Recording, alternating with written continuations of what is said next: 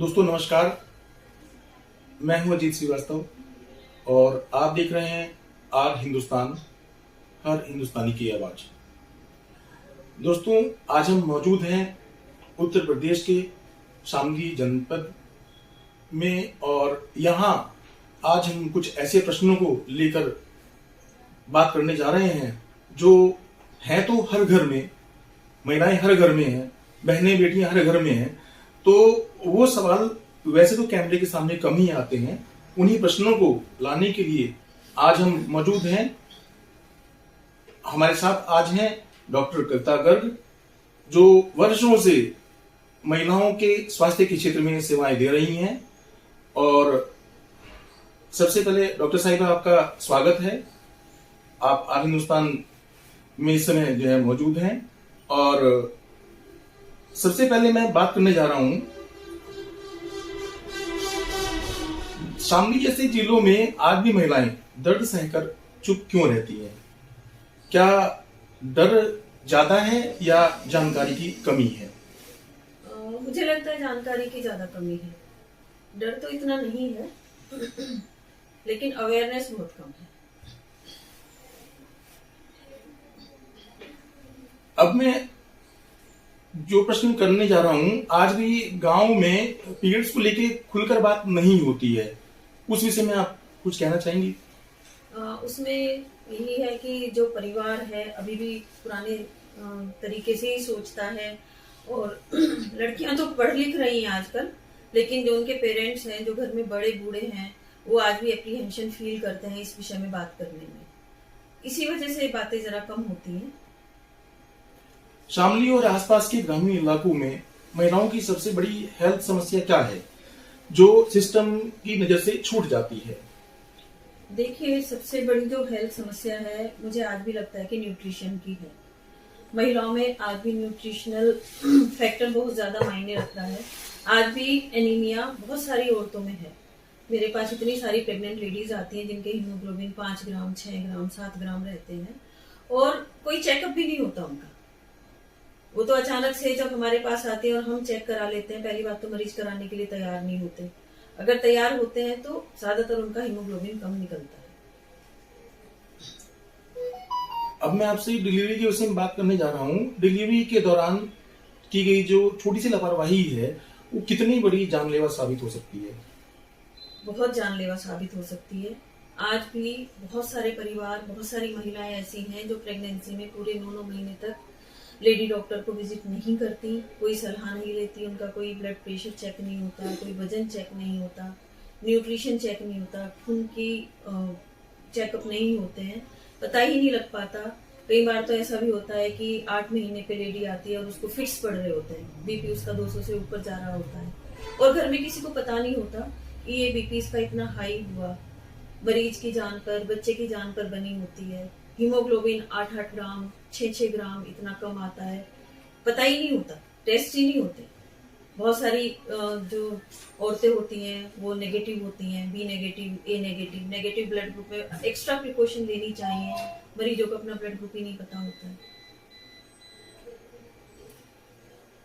अच्छा, आजकल normal delivery के बजाय सिजेरियन डिलीवरी की संख्या बढ़ रही है। इस विषय में आप क्या कहना चाहेंगी? इसी वजह से कुछ महिलाएं जो है हॉस्पिटल्स में डरने लगी हैं अब आने से, जो है कि नॉर्मल डिलीवरी के बजाय सिजेरियन डिलीवरी करने लगे हैं। इस विषय में आप क्या कहना चाहेंगे? बहुत अच्छा सवाल पूछा है आपने अजीत जी। आजकल नो डाउट सिजेरियन डिलीवरी ज्यादा हो रही है। इसके बहुत सारे फैक्टर हैं। फैक्टर नंबर 1, आजकल इनफर्टिलिटी बहुत ज्यादा बढ़ गई है। आजकल प्रेगनेंसी रेट बहुत कम हो गया है। एक तो प्रेगनेंसी कम होने की वजह से जहाँ प्रेगनेंसी हो रही है वहाँ पेशेंट के घर वाले और डॉक्टर खुद इस बात के लिए कॉन्शियस रहते हैं कि भाई डिलीवरी सुरक्षित हो जाए और रिस्क ना लिया जाए। मरीज और मरीज के साथ वाले रिस्क लेने के लिए तैयार नहीं होते, तो डॉक्टर अपनी तरफ से रिस्क ले ही नहीं सकता। दूसरी बात, लाइफ स्टाइल महिलाओं का बहुत चेंज हो गया। पहले महिलाएं घर के काम बहुत ज्यादा करती थी, एक्टिव रहती थी। अभी तो बटन्स पर जिंदगी आ गई है, तो लेबर बहुत कम है, तो नॉर्मल डिलीवरी होने के चांस बहुत कम हो जाते हैं। तीसरी बात, अब लेडीज हिम्मत ही उतनी नहीं कर पाती जितनी पहले लेडीज कर लेती थी। हमें याद है हम 2-2 दिन तक भी नॉर्मल डिलीवरी के लिए ट्राई कर लेते थे। अभी तो 2 घंटे 3 घंटे होने के बाद महिलाएं खुद ही कहने लगती हैं कि जी बस दर्द सहन नहीं हो रहा, ऑपरेशन कर दो। मरीज के साथ वाले परेशान हो जाते हैं कि जी हमें तो रिस्क नहीं लेना, ऑपरेशन कर दो। डॉक्टर खुद अपनी तरफ से ही ज्यादा कॉन्शियस रहने लगे हैं, क्योंकि अगर बाई चांस कोई मिस हैपनिंग डॉक्टर अपनी तरफ से कहे कि नॉर्मल डिलीवरी के लिए जिद कर भी ले और कोई मिस हैपनिंग हो जाए, तो मरीज के साथ वाले तो आजकल बहुत एग्रेसिव हो रहे हैं। आप देख ही रहे हैं क्या माहौल चल रहा है, इसीलिए सिजेरियन डिलीवरी आजकल ज्यादा होने लगी है। अच्छा, सरकारी अस्पताल और प्राइवेट अस्पताल में महिलाओं के इलाज में आपके अनुसार क्या फर्क है? देखिए, केयर का फर्क तो आता है। प्राइवेट हॉस्पिटल में ज्यादातर जो महिलाएं आती हैं वो लगातार दिखाती हैं। जैसे जैसे डॉक्टर उनको बोलता है, जब जब बुलाता है, जब जब जो अल्ट्रासाउंड जो टेस्ट कराने होते हैं वो सब कराए जाते हैं, तो काफी सुरक्षित डिलीवरी होती है। गवर्नमेंट हॉस्पिटल में इतना रेगुलर लेडीज नहीं जाती दिखाने के लिए, बस अनबुक्ड केस जाते हैं तो उनमें कॉम्प्लिकेशन होने के चांसेस ज्यादा ही हैं।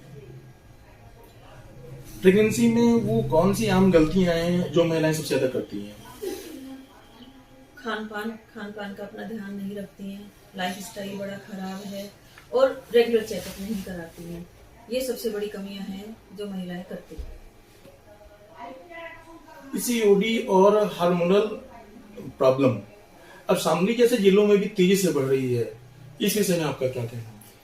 पीसीओडी मेनली लाइफस्टाइल डिजीज है और स्ट्रेस लेवल आजकल हर घर में इतना ज्यादा बढ़ गया है, उसकी वजह से और लाइफस्टाइल चेंज की वजह से पीसीओडी हर घर में अभी अपने पैर पसार है। अच्छा, आपका इस विषय में क्या कहना है कि मोबाइल, जंक फूड और तनाव ये युवतियों के भविष्य पर कितना खतरा बन चुका है? बहुत खराब प्रभाव डाल रहे हैं। ज्यादातर जो आजकल बीमारियां फैल रही हैं लाइफस्टाइल बीमारियां ही हैं, उसमें मोबाइल का बहुत बड़ा रोल है।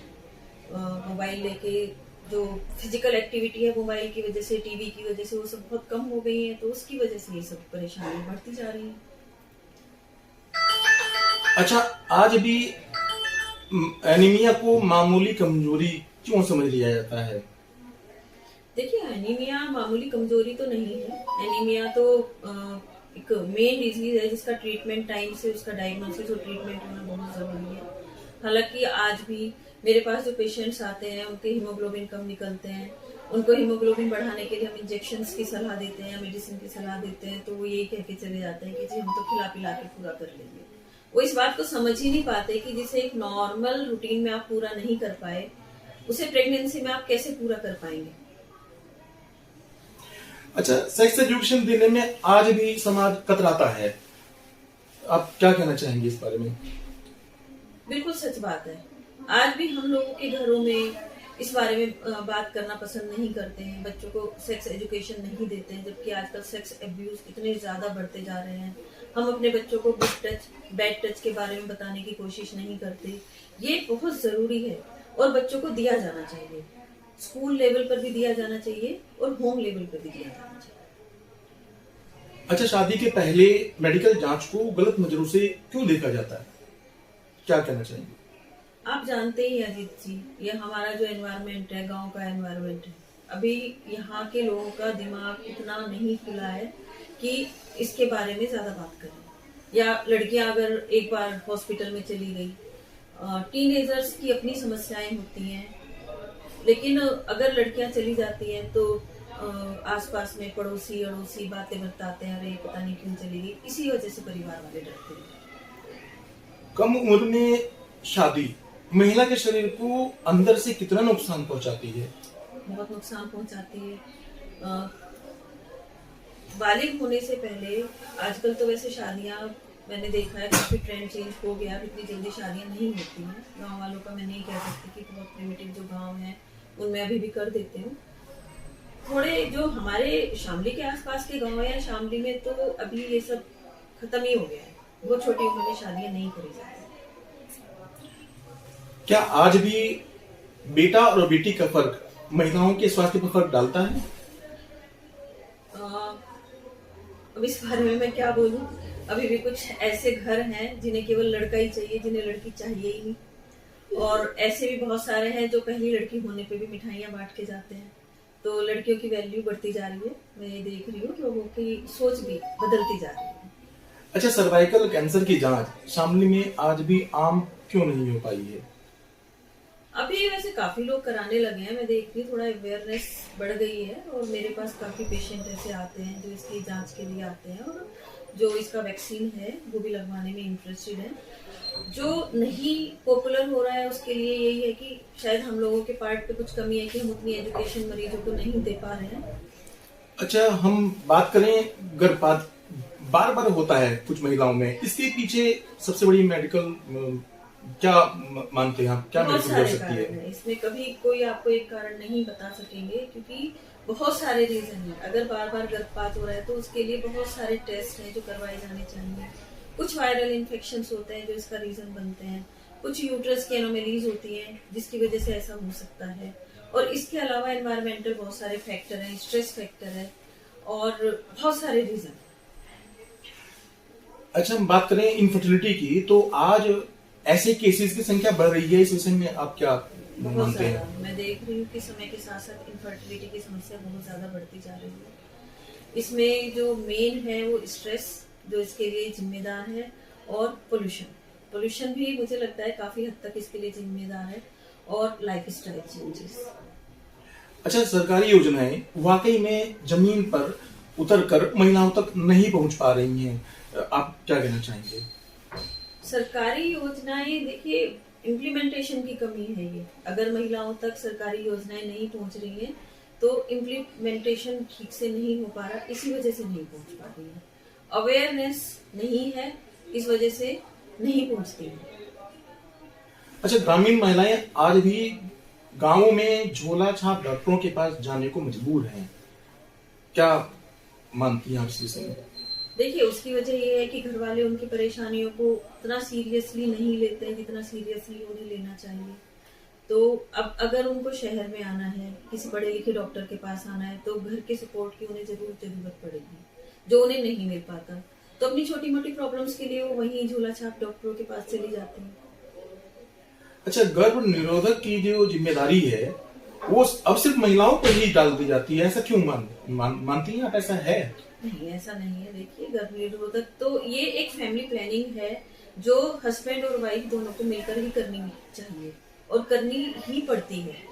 अगर खाली लेडीज के ऊपर आप इस चीज को डाल देंगे, बाद में अगर प्रेगनेंसी होती है, अनवांटेड प्रेगनेंसी होती है, तो वो तो फिर दोनों को मिलके ही उसका सोल्यूशन फिर ढूंढना पड़ेगा। तो उससे अच्छा है कि पहले ही दोनों मिलके इस बारे में बात कर रहे हैं। डिलीवरी के बाद होने वाला डिप्रेशन आज भी नाटक क्यों समझा जाता है? अवेयरनेस की कमी की वजह से उसको आज भी नाटक समझा जाता है। ये एजुकेशन ही नहीं है कि डिलीवरी के बाद लैक्टेशन के टाइम पे बहुत सारी औरतों को डिप्रेशन होता है, इवन सुसाइडल टेंडेंसी तक हो जाती है। इस बारे में किसी को पता ही नहीं है, तो इसी वजह से परिवार वाले उस चीज को समझ ही नहीं पाते, इसी वजह से उसको ड्रामा समझा जाता है। आज भी अपनी हेल्थ को महिला आखिरी प्राथमिकता देती है, आप क्या कहना चाहेंगे? बिल्कुल सही बात है। आज भी महिलाएं अपने परिवार में उलझी रह जाती हैं, अपने परिवार की जरूरतों को सबसे ऊपर रखती हैं। ये तो हमारे समाज का देखिए खूबसूरती भी है, पर महिलाओं को अपना भी ध्यान उतना ही रखना चाहिए जितना अपने परिवार की सेहत का ध्यान रखती है, क्योंकि महिलाओं की सेहत ठीक रहेगी तभी वो अपने परिवार की सेहत का भी ध्यान अच्छे से रख पाएंगे। एक महिला डॉक्टर होने के नाते शामली जैसे जिले के लिए आप महिलाओं संबंधी क्या सबसे बड़ी चुनौती मानते हैं? देखिए, सबसे बड़ी चुनौती है एजुकेशन। हेल्थ एजुकेशन सबसे बड़ी चुनौती है। जितनी हेल्थ एजुकेशन में बढ़ोतरी होगी उतनी ही महिलाओं की हेल्थ सुधरेगी। लोग डॉक्टर से ज्यादा आज भी झाड़ फूंक और तांत्रिकों पर ज्यादा विश्वास करते हैं। देखिए, आजकल के जो पढ़े लिखे लोग हैं काफी हद तक इस चीज से बाहर आ चुके हैं, लेकिन जो अभी भी हमारे पुराने लोग हैं या कुछ आजकल के भी लोग हैं वो उसमें उलझे हुए हैं। तो वही है, उनको एजुकेशन देना है, उनके माइंड सेटअप को बदलना है। उसके बारे में हम लोग कोशिश कर रहे हैं, आप भी कीजिए। लगातार ये कोशिशें चलती रहेंगी तो एक ना एक दिन कामयाब जरूर होंगे। अगर आपको शामली की महिलाओं के जरिए पूरे देश की महिलाओं को एक सीधा संदेश देना चाहें तो क्या होगा? अगर किसी घर की महिलाएं स्वस्थ हैं तो समझिए पूरा परिवार स्वस्थ है। तो अपने स्वास्थ्य का भरपूर ध्यान रखें। तो ये इंटरव्यू था, जो एक सवाल जवाब ही नहीं था, ये एक आईना हमारी सोच का, हमारे सिस्टम का और हमारी चुप्पी का। महिला स्वस्थ तो परिवार स्वस्थ, और परिवार स्वस्थ तो हिंदुस्तान स्वस्थ। शामली से अजीत श्रीवास्तव मैं मौजूद हूं इस वक्त। आप देख रहे थे आर हिंदुस्तान, जहां हर हिंदुस्तानी की आवाज उठाई जाती है। तो आज के खास कार्यक्रम में कुछ ऐसा ही, और बने रहिए हमारे साथ, और इसी तरह के कुछ और प्रश्नों के साथ एक और इंटरव्यू आप फिर देखेंगे। धन्यवाद।